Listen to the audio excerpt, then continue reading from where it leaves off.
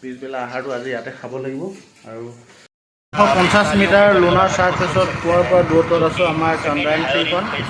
আজি সমগ্ৰ বিশ্ববাসীৰ চকু আছে কেৱল ভাৰতবৰ্ষৰ চন্দ্ৰায়নৰ ওপৰত, কিয়নো সকলোৱে জানেই যোৱা 14 জুলাই তাৰিখৰ পৰা আজি 23 আগষ্ট তাৰিখলৈকে এটা যি দীঘলীয়া যাত্ৰা, সেই দীঘলীয়া যাত্ৰাৰ আজি সফল সমাপ্তি হ'ব বুলি সকলোৱে আশা কৰিছে। ইছৰোৰ চাইণ্টিষ্টসকলে জানিবলৈ দিছে যে খুব ছেফ লেণ্ডিং হোৱাৰ এটা সম্ভাৱনা আছে, আৰু মই এজন ভাৰতবৰ্ষৰ নাগৰিক হিচাপে ময়ো ছেফ লেণ্ডিং হোৱাটো বিচাৰোঁ, আৰু আপোনালোকেও বিচাৰে খুব সম্ভৱ, মই আশা কৰোঁ।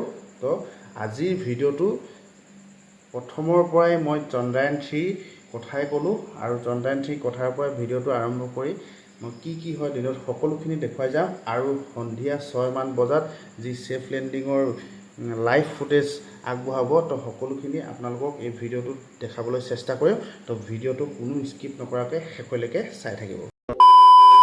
গুড মৰ্ণিং এভৰিৱান, আৰু সকলোকে মোৰ এটা নতুন ভিডিঅ'লৈ স্বাগতম জনালোঁ। আৰু এতিয়া সাজি কাচি মানে একদম পূৰা ড্ৰেছ আপ কৰি ল'লোঁ, যাওঁ বুলি ভাবিছোঁ অলপ ডুমডুমাৰ ফালে গৈ আহোঁ, অলপ কাম আছে, কামখিনি কৰি কি হয় মই আপোনালোকক দেখুৱাই যাম। গৈ আছোঁ এতিয়া ডুমডুমাৰ ফালে, একদম বাইকত এইফালে ৰাস্তা একদম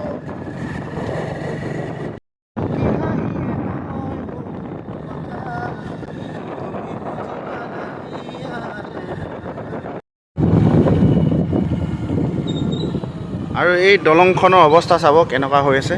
এই চব কিমান ডাঙৰ গাঁত হৈ আছে, বহুত ভয়ানক হৈ আছে। এতিয়া পালোহি সৰেণ্ডাৰ ৰুম। সৰেণ্ডা এই ইমান দেৰি কৰিলে, এইফালে ব্লগ বনাই আছোঁ, এটাক ফোন কৰি আছিলোঁ, যাব লাগে ব্লগ, ইয়াৰ পৰা যাব ওলাইছোঁ। এতিয়া ধুনীয়াকৈ ওলালোঁ, এতিয়া গৈ আছোঁ আমি দুজন। একদম ৰাস্তাটোৰ অৱস্থা বেয়া, খালি একদম বহুত বেয়া। কৰ্মস্থলী আহি পায়ে পোনে পোনে আৰম্ভ হ'বলৈ ধৰা এই সভাখনত নিজেও অংশগ্ৰহণ কৰিলোঁ।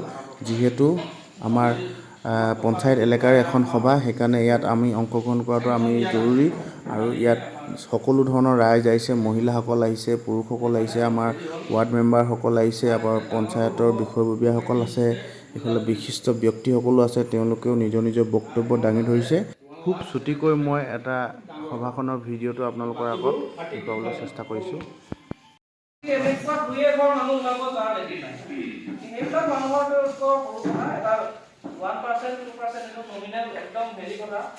প্ৰায় 2 মান বজাতে সভাখন সামৰণি পৰিলে, আৰু কিছু অফিচিয়েল কাম আছিলে, সেইখিনি কৰি মেলি প্ৰায় 4:30 মান সময় হৈ গ'ল। আৰু তাৰপিছতে আমি বাইকেৰে চিধা ভোক লাগি আছিলে, যিহেতু একদম ডাইৰেক্ট সৰেণ্ডাৰ ৰুমলৈ আহি আছোঁ। এইফালে একদম ৰাস্তাটো দেখিছেনে, একদম মকোৱা পকোৱা ৰাস্তা দি গৈ আছোঁ। আৰু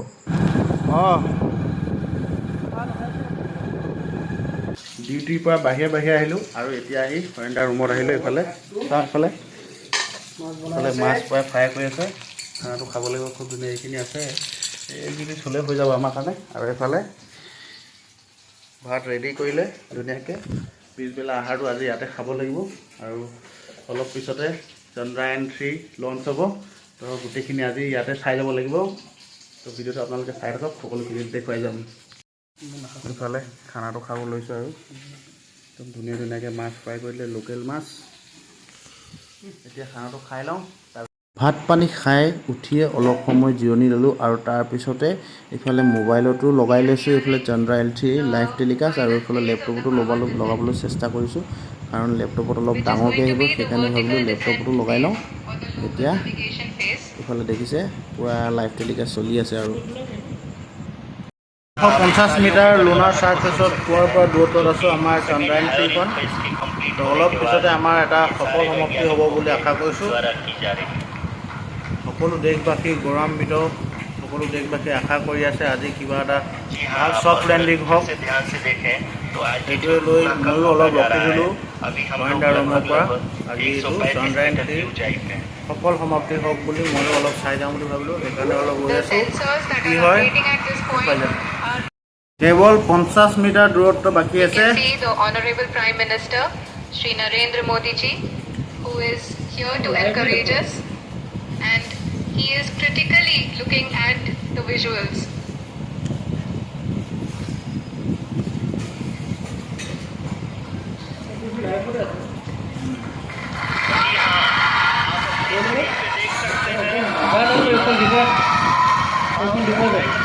এয়া দেখিছে আমাৰ চন্দ্ৰায়ন-3 সফল সমাপ্তি খুব ধুনীয়াকৈ ছফ্ট লেণ্ডিং হৈছে সকলো আমাৰ ইছৰ সকলো বিষয়া কৰ্মচাৰী সকলো ধুনীয়াকৈ হাত তালি বজাইছে এয়া দেখিছে আৰু আমাৰ প্ৰধানমন্ত্ৰী ডাঙৰীয়া কি ধুনীয়াকৈ তিৰংগাখন উৰাইছে लैंडर मॉड्यूल पूरी तरह से सेफली और सॉफ्टली चंद्रमा की सतह पे लैंड हो चुका है। ये हम लोगों के लिए बहुत ही गर्व की बात है।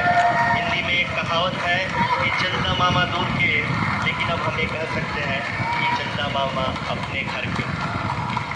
बहुत ही उम्दा. The hard work of the entire Isro community has come to fruition. সঁচাকৈ আমাৰ দেশবাসীৰ বাবে এটা গৰ্বৰ বিষয় কিয়নো এটা ভালেমান কেইবাদিনৰ পৰিক্ৰমাৰ পিছত এইটো সফল সমাপ্তি 42 দিনৰ এটা সফল সমাপ্তি পৰিক্ৰমা আদি অন্ত পৰিছে আৰু সকলোৱে এইফালে ফূৰ্তি কৰিছে। নমস্কাৰ।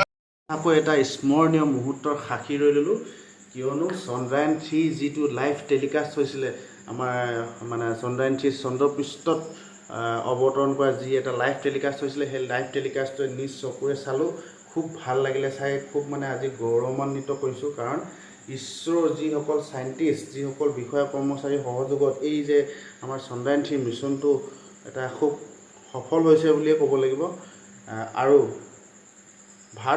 ভাৰতবৰ্ষৰ এজন নাগৰিক হিচাপে মই এইটো গৌৰৱ অনুভৱ কৰিছোঁ কিয়নো আমাৰ ভাৰতবৰ্ষখন এতিয়া বিশ্বৰ ভিতৰত প্ৰথমখন ৰাষ্ট্ৰ যিখনে নেকি চন্দ্ৰপৃষ্ঠৰ দক্ষিণ মেৰুত মানে অৱতৰণ কৰিছে আৰু এইখনেই ভাৰতবৰ্ষখনে হৈছে এইখন প্ৰথম দেশ আৰু চন্দ্ৰপৃষ্ঠত অৱতৰণ কৰাৰ ক্ষেত্ৰত ক'বলৈ গ'লে ভাৰতবৰ্ষখন হৈছে চতুৰ্থখন ৰাষ্ট্ৰ যিয়ে নেকি চন্দ্ৰপৃষ্ঠত সফলভাৱে অৱতৰণ কৰিছে আৰু সঁচাকৈ খুব ভাল লাগিলে আজি দিনটো ভালো লাগি আছে আৰু এই ক্ষণটো মানে অপেক্ষা কৰি আছিলোঁ সেইকাৰণে একদম ঘৰলৈ নাহিলোঁ হৰেন্দাৰ ৰুমতে বহি ধুনীয়াকৈ লাইভ টেলিকাষ্টটো চাই শেষ কৰি মেলিহে আহিছোঁ তাৰ পৰা আহি চিধা গা পা ধুলোঁ গা পা ধুই একদম ফ্ৰেছ হৈ গ'লোঁ ফ্ৰেছ হৈ অলপ ৰেষ্টো কৰিলোঁ আৰু ভাবিলোঁ ভিডিঅ'টো শেষৰ পৰ্যায়লৈ গুচি যাওঁ আজি ভিডিঅ'টো বেছি দীঘল নকৰোঁ ইমানতে ভাবিছোঁ সমাপ্ত কৰোঁ সকলোকে গুড নাইট জনালোঁ বাই বাই